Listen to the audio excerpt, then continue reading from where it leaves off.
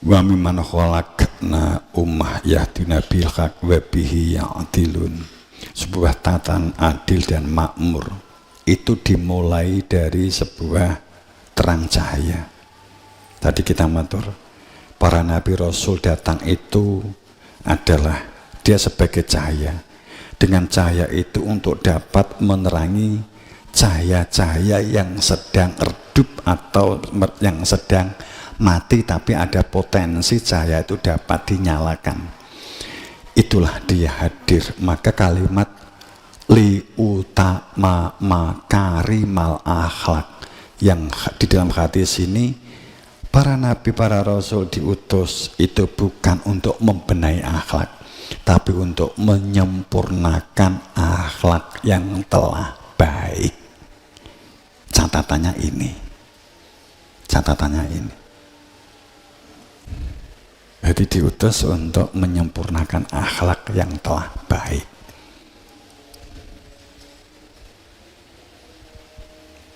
In huwa ila wahyu yuha, bahwa sungguh inna huwa, dia yang ditanamkan di dalam hatimu itu, in huwa ila, itu tidak lain, harus kamu sadari, harus kamu suatu membangun jiwamu. Wahyu yuha itulah intinya wahyu yang diwahyukan, itulah wahyu yang diwahyukan, itu intinya inti sampai ungkapannya in huwa ila wahyu yuha, itulah dia, itulah wahyunya wahyu. Yang itu satu.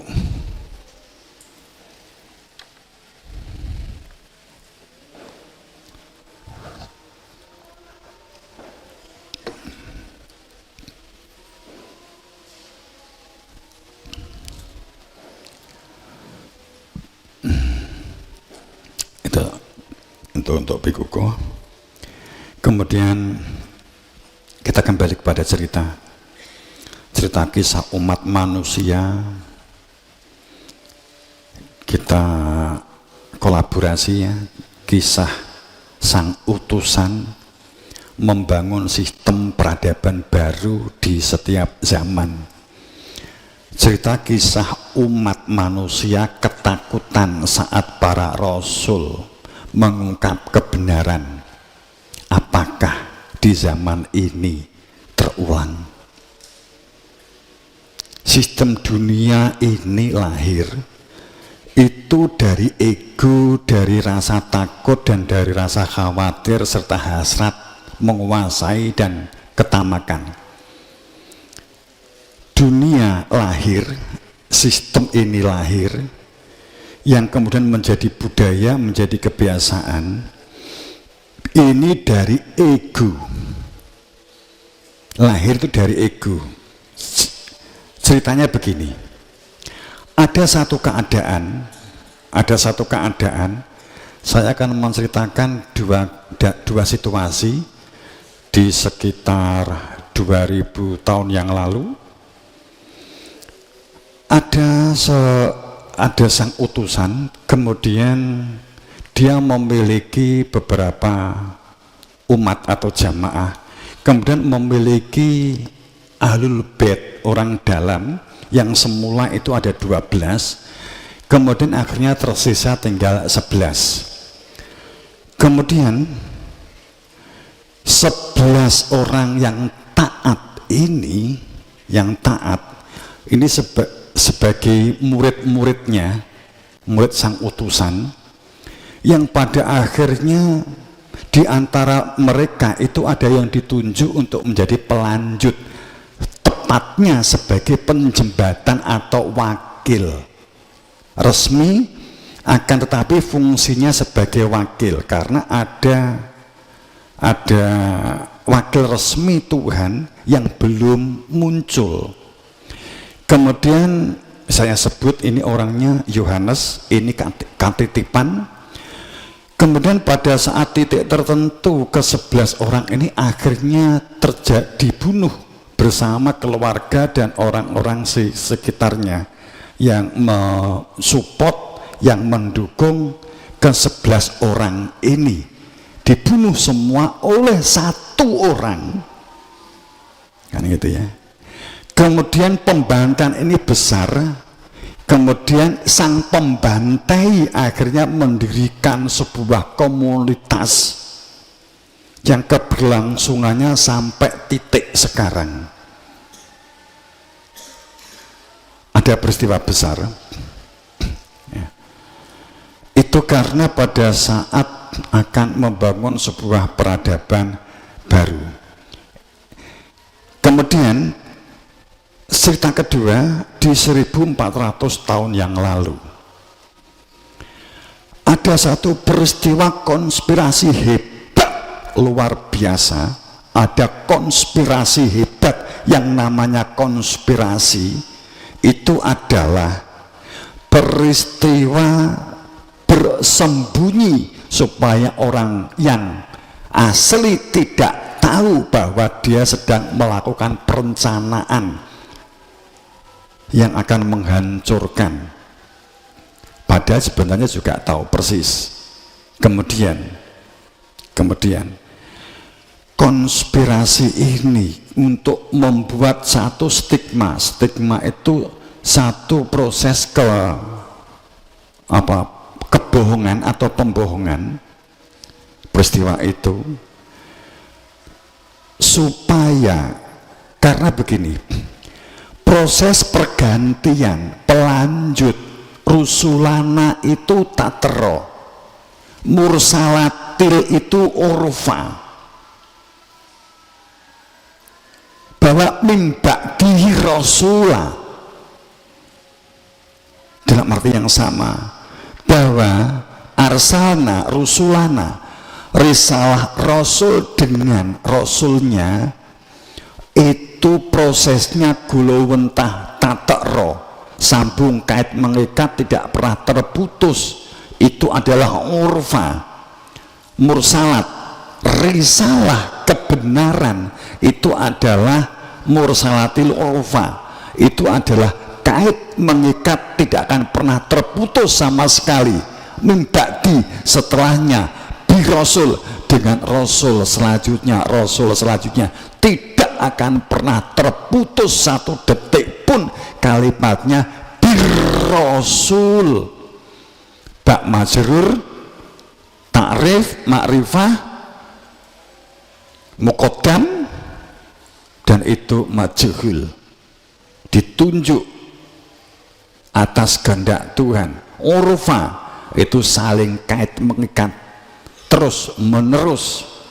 Maka pada saat ada kalimat bahwa wal mursalatil urfa sudah dipersiapkan jauh-jauh tahun sebelumnya, itu sudah dipersiapkan sehingga orang yang memiliki cikal titik di dalam batin itu ada kemunafikan, kefasikan, sifat kejinian, keiblisan, maka dia juga akan mempersiapkan pola-pola menentang, tidak setuju dengan kehendak Tuhan melalui sang utusan. Maka saat itu akan terjadi satu konspirasi hebat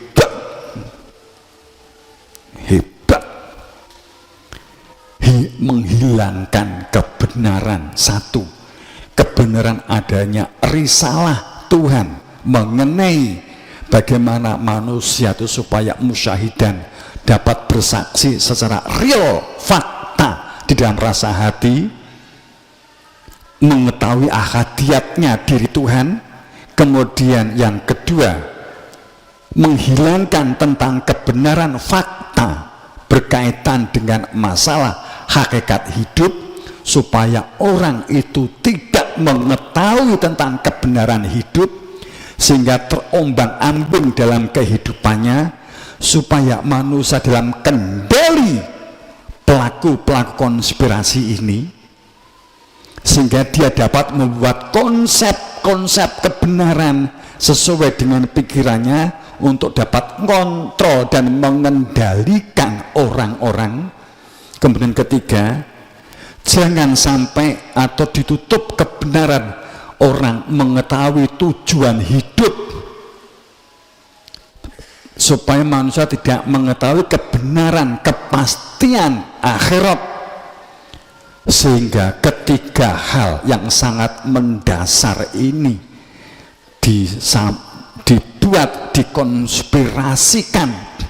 Kemudian yang ketiga besar, ketiga Romawi adalah menghilangkan kebenaran bahwa Rasul itulah kebenaran itu sendiri. Kemudian yang kedua tadi ya, kemudian yang ketiga menghilangkan fakta bahwa Musa Alkitab, kitablah Al-Musa, Muhammadlah Alkitab itu, Ibrahimlah Alkitab itu. Kemudian dibuat konspirasi yang disebut kitab adalah buku yang ditulis oleh siapapun yang dia punya opini tentang Tuhan, maka kita sepakati itu adalah Alkitab. Kemudian kesepakatan yang kelima, dibuatlah satu bentuk yang disebut tidak sekedar Quran, Al-Quran. Keenam, kemudian dibuat satu penutupan tentang kebenaran bahwa yang dimaksud bahwa Iqra' kitabat, bacalah, inti kitab ada dalam dirimu sendiri terkait dengan keadaan jiwa mentalmu. Jangan pernah membaca dirimu sendiri, dan kamu jangan pernah membaca kejadian alam semesta itu sebagai kitabnya Tuhan, sebagai Al-Qur'annya Tuhan. Jangan pernah umat beragama itu belajar tentang botani, kimia, alchemistry, berbicara tentang zoologi, sains, teknologi, itu terpisah dengan Al-Quran, terpisah dengan agama. Maka segala pohon, benih, pohon, tanaman, hewan berkembang biak dengan segala model, jenis, dan pola serta sistemnya itu supaya tidak disentuh oleh orang Islam, sehingga supaya tidak maju. Cukup dengan hafalan, cukup hanya dengan membaca sudah berganjaran, cukup dengan semaan, tidak perlu menelaah, nggak perlu dalam-dalam, nggak perlu jeru-jeru, ngrungokne tok, gak sah moco, gak sah nelaah, wis ganjaran. Itu memang disetting sedemikian rupa, 7 sistem penghancuran umat beragama. Ki fakta nek nesu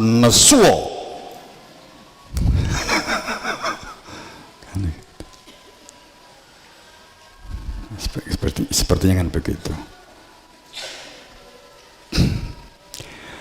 Sehingga kamu dikendalikan cara makanmu, dikendalikan gizimu, dikendalikan hormonmu, dikendalikan enzimmu, dikendalikan cara membesarkan, dikendalikan cara membuat kompos, dikendalikan cara membuat pupuk, dikendalikan cara hama, dikendalikan.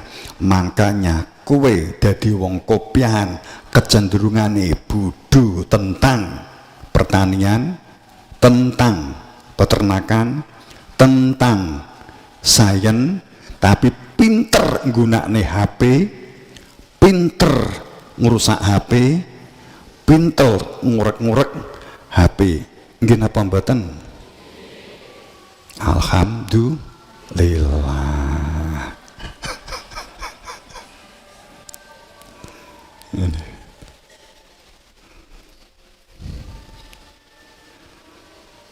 Nek golek lawuh di warung sing enak roh, ya ta? Pecel enak roh, sate enak roh, kan itu. Warung larang roh, warung murah enak roh, kan gitu kan. Tapi coba ditakoi, enake itu sebab apa? Kan wis mulai gak roh. Jerune nek racune apa nek mijine apa nek apa meneh kan gitu kan sudah enggak. Sing penting enak. Itu memang disetting. Kita memang disetting. Sejak konspirasi pertama di 2000 tahun yang lalu, konspirasi hebat pertama itu adalah 2400 tahun yang lalu. Jadi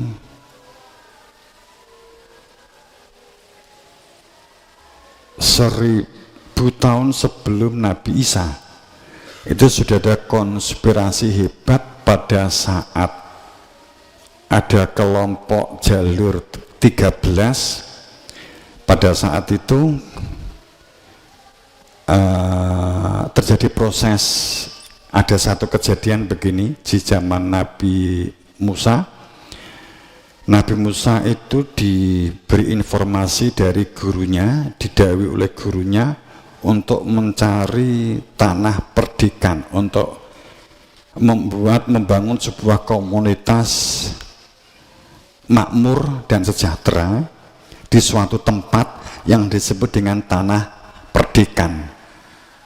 Tanah yang dijanjikan itu Nabi Musa. Kemudian Nabi Musa akhirnya berangkat dengan 300-an jamaahnya. Kemudian pada akhirnya karena jamaahnya saat itu saat diajak untuk melakukan pola mandiri budidaya dan pemberdayaan itu mbalelo. Jamaahnya itu menggegek makuwotoaton. Jamaahnya itu diajak untuk berjuang membenahi keadaan tanah, membenahi keadaan perilaku mandiri dan budidaya.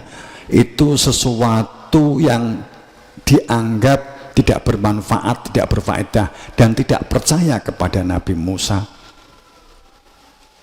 Kemudian Nabi Musa diolok hanya omong doang. Akhirnya yang patuh taat kepada Nabi Musa hanya sekitar 27 orang, yang lainnya mbelelo. Kemudian Nabi Musa nyabdo, jika kamu seperti itu watak kamu, maka kamu akan menjadi budak. Maka yang 27 orang mengikuti Nabi Musa ke suatu tempat, sisanya itu ketulo-tulo ratusan tahun, bahkan ribuan tahun, ratusan tahun menjadi budak, di mana-mana jadi budak.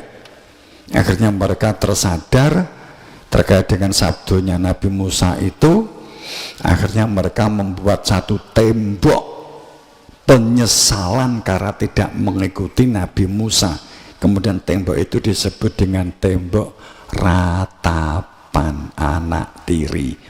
Enggak pakai anak tiri ya, tembok ratapan. Kemudian Nabi Musa ke suatu tempat, di tempat yang banyak sungai, subur, banyak pohon-pohon menjulang tinggi, dan banyak buah. Saat itu kemudian Nabi Musa di suatu tempat itu membangun sebuah komunitas di dekat tempat yang subur, banyak sungai, tapi dekat dengan laut, sehingga satu sisi bisa mencari ikan di laut, di satu sisi dia juga dapat berbudidaya masalah tanaman, kan itu. Kemudian orang-orang yang mengingkari Nabi Musa tadi akhirnya juga nggak ketemu, dia hanya berhenti di tembok ratapan, menjadi budaya ke budaya. Akhirnya bahwa kepuasannya berhenti hanya pada saat menangis di balik tembok itu saja ya. Itu nggak pernah ketemu dengan komunitasnya Nabi Musa. akhirnya dendam itu berbalik membuat sebuah konspirasi dan akan kalau nggak ketemu sekalian menghancurkan dunia, maka membuat satu konsep-konsep. Akhirnya ternyata kelompok ini akhirnya didorong karena dendam, akhirnya pinter-pinter sehingga menguasai sains dan teknologi sampai sekarang. Sehingga yang hampir semua kamu belajar sains teknologi itu dari kelompok ini, kan gitu. Sudah punya bayangan toh siapa? Nah, itu. Terus kemudian itu berlanjut, ini tidak bisa dilampaui oleh umatnya Nabi Isa, dan setelah Nabi Isa wafat juga tidak bisa konspirasinya nggak bisa melampaui konspirasi yang pertama. Kemudian 1400 tahun yang lalu juga tidak bisa untuk konspirasi berkaitan dengan masalah sains teknologi juga nggak bisa, tapi akhirnya melakukan bentuk pengendalian dan kontrol konspirasinya pada kehidupan sosial dan budaya, sehingga terciptalah budaya kopiah, budaya baju takwa, budaya rahayu kafir, kan gitu. Gitu. Assalamualaikum ya assalamualaikum, jangan digabung karo rahayu kan gitu. Akhirnya budaya-budaya itu melekat sehingga tidak berpikir sains teknologi, keselarasan alam, tentang botani, zoologi, pertanian, perkebunan, teknologinya sama sekali nggak kesentuh, sehingga sentuh hanya kopiah ki sing apik putih, nah ireng nek najis gak ketok. Sing didebatkan itu, sing didebatkan tutup kepala nih wong wedok ki kudu ini, rupane kudu ini, kan gitu. Itu sing didebat nih mung nek wong lanang debat, sing didebat nih ki mung piye nek sunai Kanjeng Nabi itu istri lebih dari satu. Kemudian piye dadi manten anyar nek emung sitok bojone men. Piye siasate, piye strategine. Itu sing didebatne, sing didiskusikne.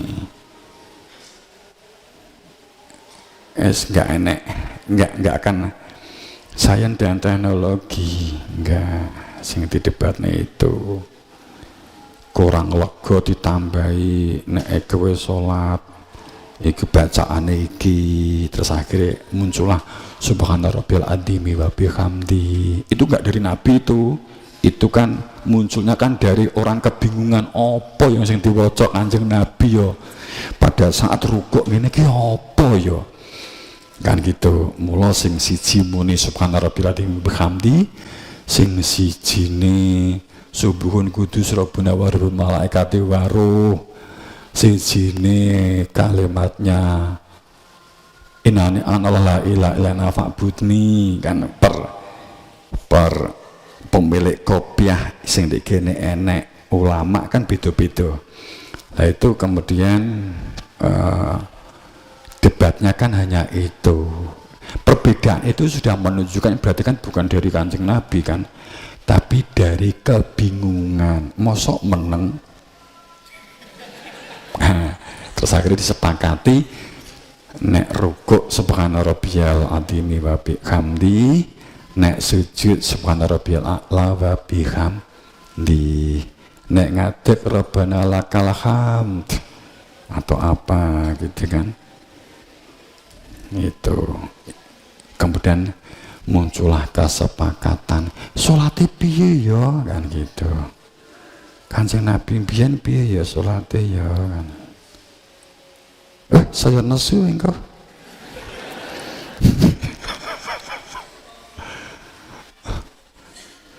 ngerasani kok gayeng men. Yesus. Tapi itu berangkatnya dari konspirasi awal. Jadi sebelum Nabi Muhammad wafat, 3 hari sebelum wafat sudah melakukan, sebenarnya bukan 3 hari ya, tapi konkretnya mengumpulkannya itu 3 hari sebelum Nabi Muhammad, 7 hari sebelum Nabi Muhammad wafat, sudah mulai sakit gerah-gerahan. Kemudian di 3 hari itu menentukan tempat. Akhirnya terjadilah satu musyawarah yang jauh dari, untuk ukuran tempat yang nggak terlalu jauh sih, hanya 6 kiloan, 7 kiloan dari titik kediamannya Kanjeng Nabi. Kemudian mereka rapat tersendiri. Kemudian orang-orang yang jelas-jelas menyatu dengan Kanjeng Nabi, apalagi jelas-jelas dalam proses tatra, dalam proses orofa, dalam proses golowentah, dalam proses sering menggantikan Kanjeng Nabi dalam memberikan penjelasan tentang tauhid, saat ada tamu, saat ada ba'ah Ridwan ketiga, saat bai'ah al-hikmah, kemudian mereka kepada seseorang ini jelas orangnya nggak diajak, jelas nggak diberitahu, jelas mereka langsung ke suatu tempat, kemudian dia menunjuk, akhirnya muncullah satu kesepakatan bahwa umat Islam boleh memilih pemimpin melalui konspirasi, dikemas dengan bahasa narasi. Khalifah adalah politik yang ditunjuk oleh umat Islam, disepakati oleh umat Islam. Nabi tidak terlibat dalam menunjuk khalifah itu. Itulah titik awal konspirasi, dan dampaknya panjang dan lama. Itu adalah pada saat terjadinya proses konspirasi pertama. Agar pemirsa Bani Sa'idah kok dilok-lokne Syiah. Kan gitu. Tak sebut kok aku dikira benci. Nek repotnya kan itu. Nek diceritanya detail dikira ini. Ya isone ya hanya begini, global ini semoga mendapatkan perspektif aja. Tapi ada satu konspirasi hebat. Quran itu menyebut khalifah itu adalah dariku untukku. Khalifatu fil ard itu bukan masalah politik. Khalifahnya Allah, khalifatullah fil ard itu tidak ada kaitannya dengan unsur kekuasaan dan kekuatan politik. Murni berkaitan dengan panggilan suci sebagai cahaya yang menerangi hidup manusia. Walaupun yang mengikuti Rasul hanya 1 orang sekalipun, itu tetap proses panggilan suci itu akan berlangsung karena tidak mencari validasi dan pengakuan.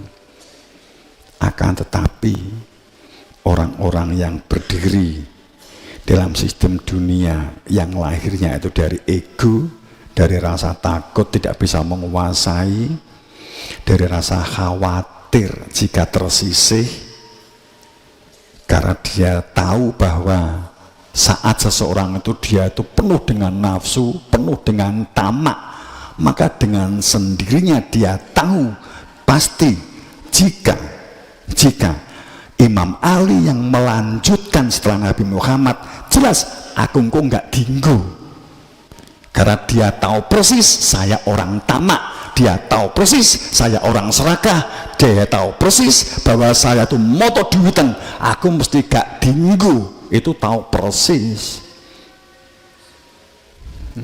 ngerti persis orang nomor 12. Ojo nganti kae sing dadi engko angel, gak kena diatur kan gitu ta. sama, terulang kan gitu. Makanya pada saat mereka tahu siapa setelah yang digolowentah, yang dikadir setelah Nabi Muhammad ini, pun pada saat Abu Thalib ke Nabi Muhammad juga sama sebenarnya, sama.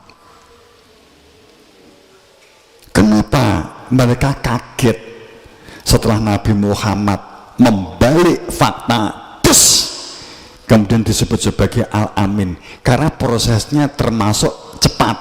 Mereka kaget. Kalau seandainya sejak kecil bahwa Nabi Muhammad itu di Mekah sejak kecil, sejak lahir, mereka sudah tahu siapa Nabi Muhammad umpamanya, penduduk pasti sudah tahu, itu sudah mempersiapkan sedemikian rupa untuk menentang. Saat mereka sudah terbiasa dengan kejahiliahan, itu pasti akan ditentang. Kayak awakmu duwe kanca akrab pinter tapi bendino mangan gendul karo kowe mesti luwih percaya enek tamu anyar, luwih percaya, bener? Nah, enek tamu lagi teko mesti luwih mbok hormati daripada temanmu dhewe sing janjane kuwi luwih pinter. Napa mboten? Karakter manusia itu memang begitu. Kancane iki jane ya iso, tapi nek kowe iki diomongi kancamu kan mengo, nek sing ngomong wong anyar langsung kan gitu kan, ciri kan ngono ta manungsa kan gitu. Jadi pada saat Nabi Muhammad di Mekah, terus kemudian dia itu kemudian proses menjadi nabi, menjadi rasul, dia prosesnya ukurannya cepat sehingga orang belum siap, karena dia digolowentah, diproses sejak dia sebelum di Mekah. Nabi Muhammad itu duduk wong Mekah, ngopo gambari kok gak iso muncul, mergo gambari duduk wong Arab. Gambare iki wis padha karo wajah-wajah sampeyan ngono kuwi. Buluk-buluk ngene iki. Nah, Muhammad enggak buluk, enggak.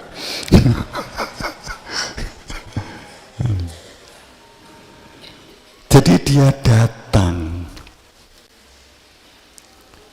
dengan memiliki skill, keterampilan, account yang luar biasa, memiliki kemampuan hitung-menghitung yang sangat baik. Karena sebelum ke Mekah dia sudah ahli dagang, dia sudah menjadi menteri perdagangannya sebuah kerajaan, di suatu kerajaan yang ratunya perempuan. Dia sudah sering menjadi utusan sang ratu ini.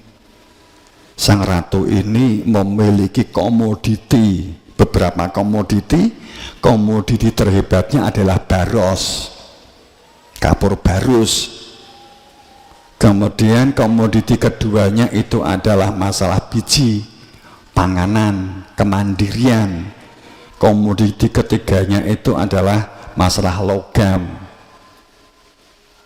Kemudian dalam membuat, dan kemudian dialah yang transaksi dengan campa, beliau yang transaksi dengan Kutai, dia yang transaksi dengan apa di kerajaan Sumatera. Nah, itu.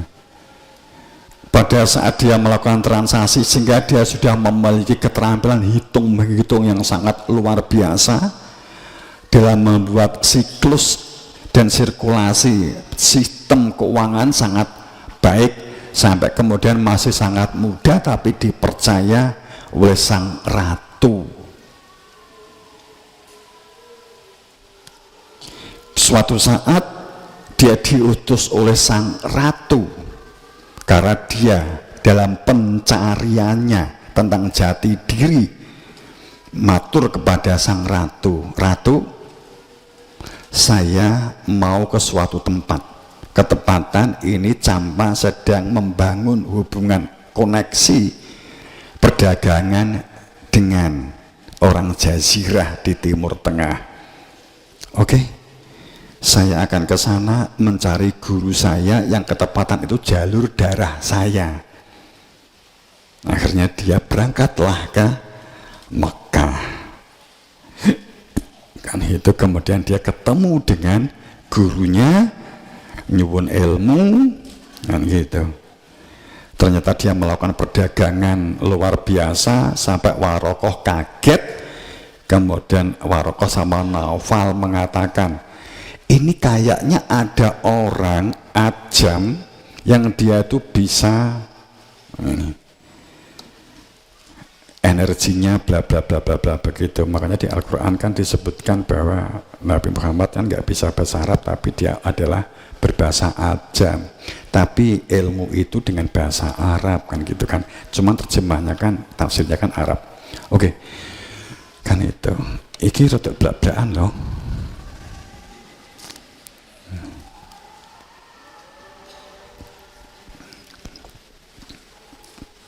Jadi kalau itu dibuka, seandainya itu lahir procotnya di Arab, masyarakat sekitarnya juga nggak akan terima.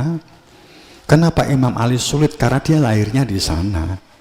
Tapi saat Nabi Muhammad dia ke sana sudah besar, nggak lama kemudian beliau nyuwun ilmu, nggak lama kemudian diangkat menjadi rasul. Jadi wong kono wis kaget-kaget. Nah, itu pun kan terjadi perpecahan, kan terjadi perang, maksudnya peperangan. Pertanyaannya, apakah setelah Nabi Muhammad wafat dibawa lagi ke satu tempat itu? Lah ini yang saya nggak jawab. Ya, nggak jawab. Tapi mereka yang lalin bermain stigma, bermain menutup kebenaran, di kebenaran sendiri juga menutup sesuatu. Saatnya kita akan buka, suatu saat nanti kita buka sebenarnya berada di mana.